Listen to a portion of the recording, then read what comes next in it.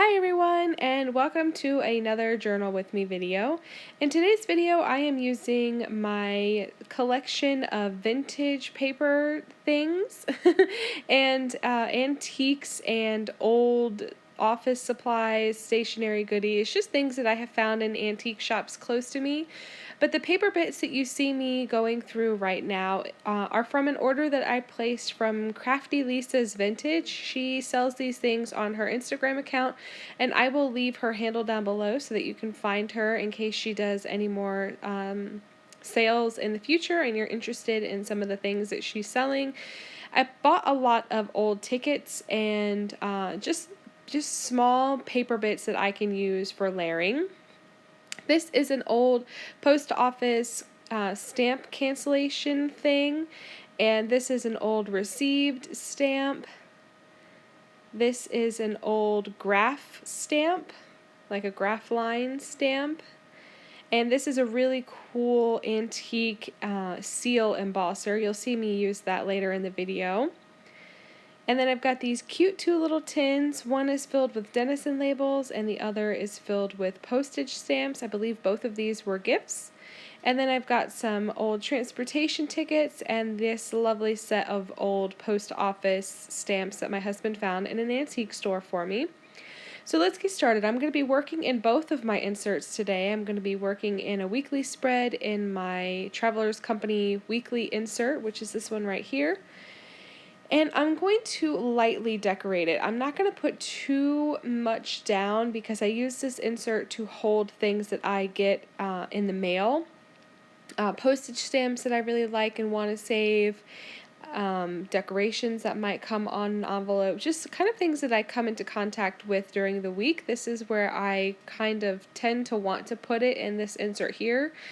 So I'm not going to be putting too much down. I've got this really cool cancellation piece of paper that was from an old airmail envelope, and it's actually really cool. I love airmail anything. I'm a huge airmail fan, but this actually has a red or a green and yellow airmail stripe rather than blue and red, so I thought that was really fun. I found a postage stamp that kind of matched that green, and then I'm going to stamp this received stamp down, and I was kind of going for like using the stamp as like a cancellation, and looking back at it, I don't know why I didn't just use my actual cancellation that I have, my antique one. I think I end up using it later on a couple times. I love that thing so much, but it's metal, it's not rubber, so it's kind of finicky, and I don't get a super clear image every single time I use it. I need to remember to use cork underneath of it like I do with some of my other stone stamps. So, yeah, I just layered these two pieces down here, and here I am using that postal cancellation. This is actually from Missouri.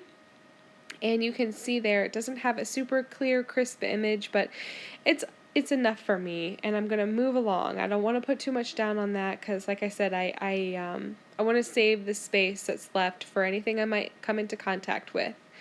So here I'm going to be starting pages in my personal journal, and I have just torn a little bit of this paper right here that I got in some Happy Mail, and then I'm going to put this really cool railroad bond ticket thing down. It's stunning, and the way it's printed is actually raised, so there's texture to it like some of the postage stamps, and I just am absolutely in love with those. I could have a million of them and still not be happy. They're so lovely. And then I'm going to use this really cool graph line stamp to stamp this down, and I'm just going to throw a bunch of stamps down. I'm just going to use them all. I didn't even re-ink them. This has still got the same ink from when I have already stamped them before. I thought about putting red down, but then I was like, no, I don't want to get black on my red ink pad because I didn't have anything to clean it with, so I just slapped it down, and then I'm going to put a Denison label down. So I hope you guys are all doing well. I have been getting a lot of really fun feedback from everybody lately. I've been getting a lot of fun comments. I really love the comments. I love responding to them, and I love getting questions from you guys. It's just a really great interaction. I'm really super happy that we have this great connection over here in this YouTube stationery loving community. Just quickly there, I just put down an old registered tag that I peeled off of the paper, and then I'm going to use this other insert to kind of pat the ink to see if any of it's wet still. The ink pads that I were using, they take a while to dry, and I didn't think about it, so I have to put paper down in between so I don't get a messed up image. And then I'm going to move on. So I hope you like this style of journal with me. Unfortunately, I can't link anything other than Crafty Lisa's shop because most of the paper bits I got were from her store. And I'm going to link another store down. She's an Etsy shop owner. Her name is Kim, and she is where I got these Denison labels from. I love Denison labels, and she usually gets them here and there, and that's where I got those from.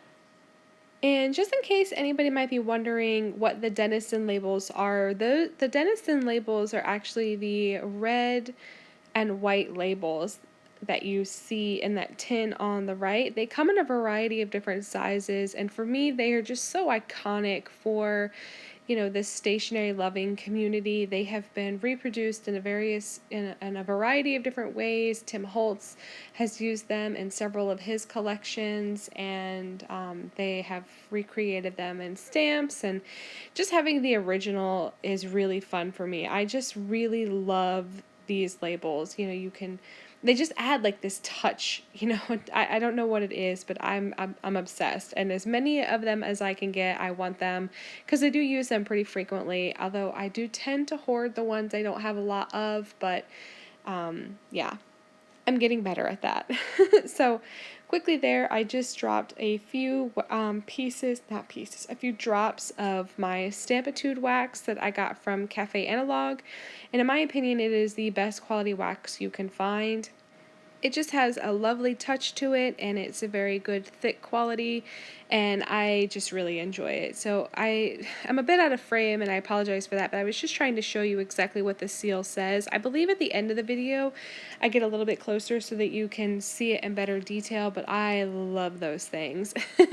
So I'm playing with these colors again, these greens and these oranges. I just don't have a lot of orange stuff in my collection, so having these orange tickets were really fun to play with, but I was stumped. I did not exactly know what to do with them, how to layer them, just because they're just not colors that I usually use, and I didn't really think that having a color that I don't normally use would make things difficult, but I definitely struggled.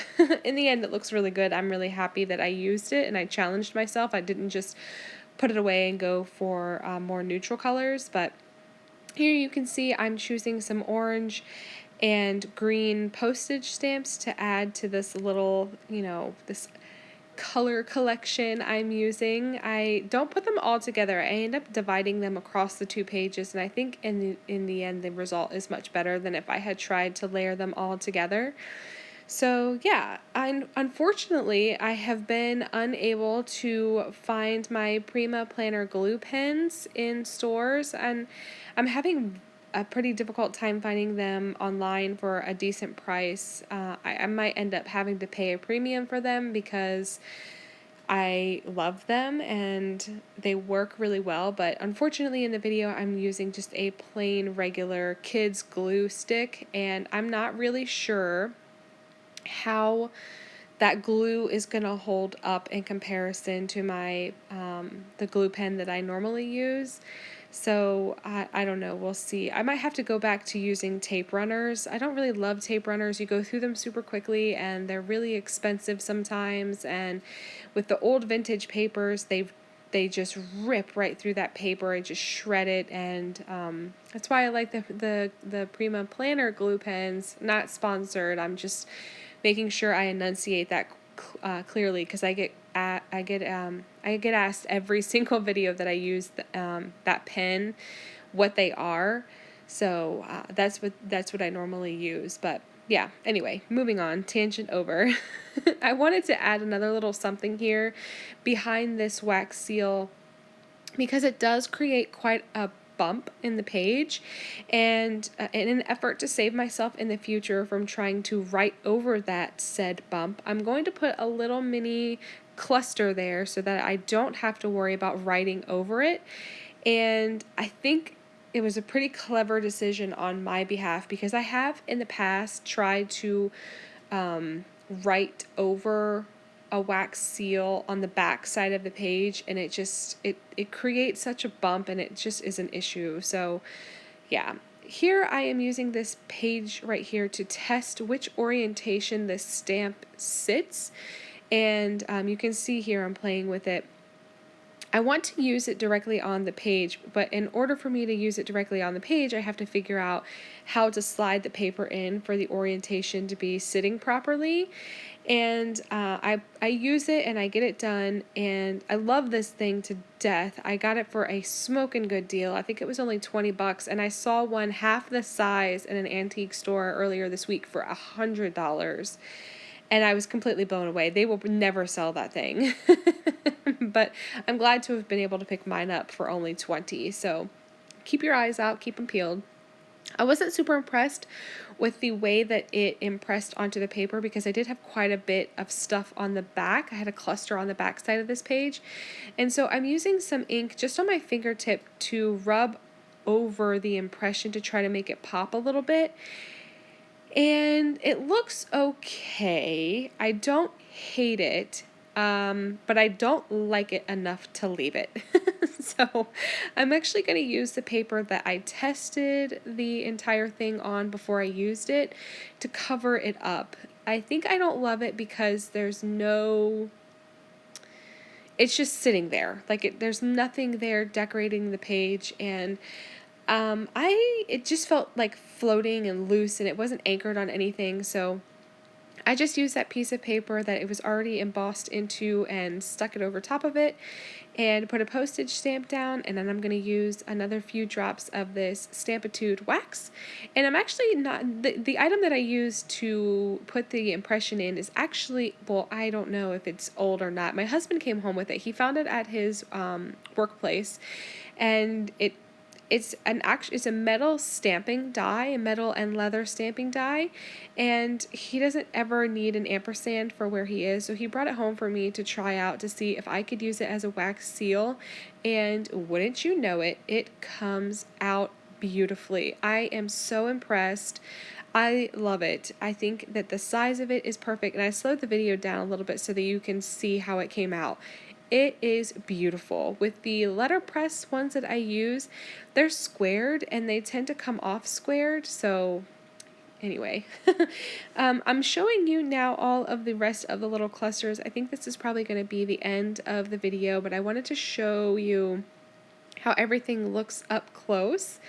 And yeah, I hope you enjoyed this video. I'm sorry that I can't link anything. I can link those two shops for you so that if you're looking for some vintage finds, you can find some online.